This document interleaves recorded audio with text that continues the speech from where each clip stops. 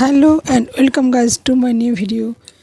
দেখুন আজকে একটা মুখের স্বাদ ভালো লাগবে খেতে।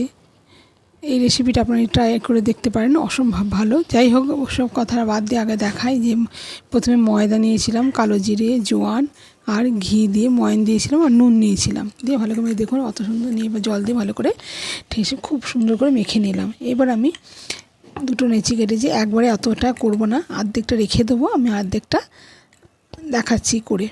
তা যাই হোক, এবার আমি এটাকে বেলে নেবো, খুব পাতলাও না আবার খুব মোটাও নয়, করে বেলে নেবো। বেলে নিয়ে তারপর আমি এর মধ্যে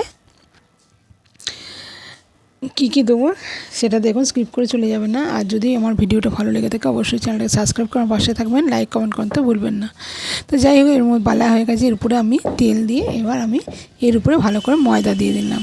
এবার আমি রোল করে নিয়ে এবার পিস পিস করে কেটে নেবো, এক একটা করে এরকম বেলে নেবো, নিয়ে আবার এরকম তেল দিয়ে ওপরটা থেকে ময়দা দেবো, দিয়ে আবার নিমকির আকারে সব তৈরি করে নেবো।